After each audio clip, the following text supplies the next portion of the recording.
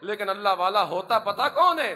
اللہ والا ہوتا وہ ہے الذین آمنوا، جو پہلے موحد ہو، جو پہلے عقیدہ ٹھیک ہو، شرک سے بچا ہوا ہو، وَكَانُوا يَتَّقُونَ، اور پھر برے اعمال سے بھی بچے، وہ اللہ کا ولی ہوتا ہے۔ اس کے لیے ضروری نہیں کہ اس کا ایک آستانہ ہو، اس کے لیے ضروری نہیں کہ اس کا ایک دربار ہو، اس کے لیے ضروری نہیں کہ اس کا ایک بڑا دارالعلوم ہو، اس کے لیے ضروری نہیں کہ اس کا ایک بہت بڑا جناب ڈیرا ہو، اس کے لیے ضروری نہیں کہ اس کے سر پہ پگڑی ہو، اس کے لیے ضروری نہیں کہ اس کے ہاتھ میں عصا ہو، اس کے لیے ضروری نہیں کہ اس کے گلے میں تسبیحاں ہوں لٹکی ہوئی، اس کے لیے ضروری نہیں کہ اس کے آس پاس مرید ہوں، اس کے لیے ضروری نہیں ہے۔ یہ ساری چیزیں بناوٹی پیروں کے اندر ہوتی ہیں۔ اللہ کا کامل ولی وہ ہوتا ہے جو شرک سے بچتا ہے، نیک عمل کرتا ہے، چاہے دنیا اسے جانتی بھی کوئی نہ ہو، چاہے دنیا اسے پہچانتی بھی کوئی نہ ہو۔ اور خاص طور پہ آپ کو کہوں گا، اور نوجوانوں، اگر تمہارا باپ موحد ہے،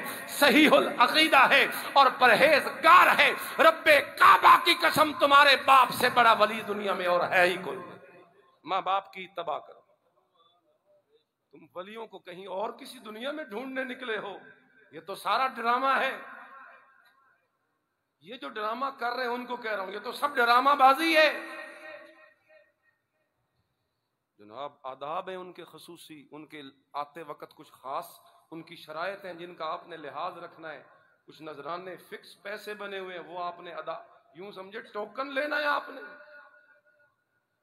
بس جس کا ایمان و عقیدہ ٹھیک ہو اور برے اعمال سے بچا ہوا ہو، وہ اللہ کا کامل ولی ہوتا ہے۔